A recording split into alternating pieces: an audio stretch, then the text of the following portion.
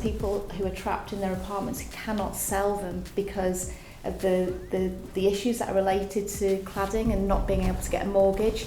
And that's having a huge effect on the sales market in city centres. So I don't think we can actually talk about COVID and sales in a city centre because that's such a huge present issue that's overshadowing all of it. And I think people don't talk about it as much as they should. And when we look at our customer base, where we have relatively lower paid customers in our homes, they were always travelling to work and continue to work in a workplace rather than a home. That has led to little change in our approach around how we would shape our developments in future. The house prices on our developments rising by nearly double figures to nearly 10% on some of them, which would suggest a very increased demand. So that would suggest people are coming from the city. I think that's interesting, and that balance between space and place, which is always the sort of value equation, isn't it? You know, can you afford a bigger house by moving to a slightly lesser area or a little bit further away?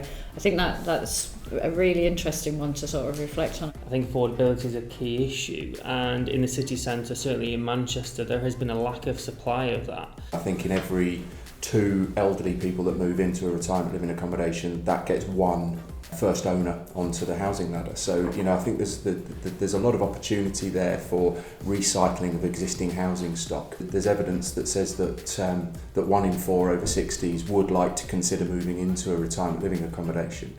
But there's just not the supply out there. And there needs to be a much more diverse approach in terms of people's options for living. And in some cases that means actually staying in their home throughout their life, even into later life.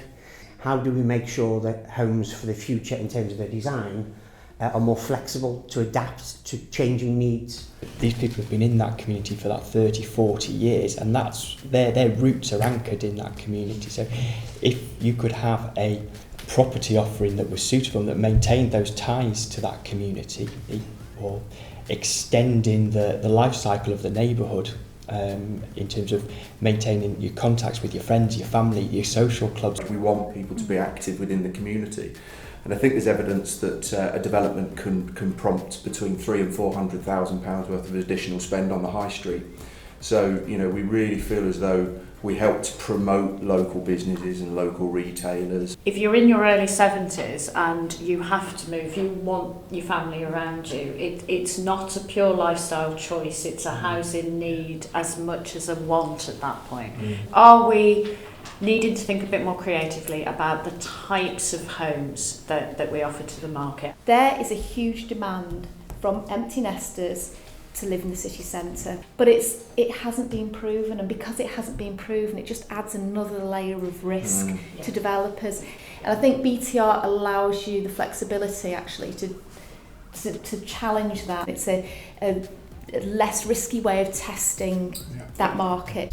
If you want to go and choose a new car, you've probably got about 8 different manufacturers to go to, of which are all different, and of which you all have about 10 models with 20 different colour choices and different seats. But in the house building industry or property industry, I assume most of us can probably determine the difference between a Taylor Wimpey and a Barrett and whatever else, but to the average Joey on the street can't tell, because I don't think there's any sort of pressure on the nationals and the volume house builders to really drive innovation. At one point we will have to retrofit 13,000 homes to be net zero.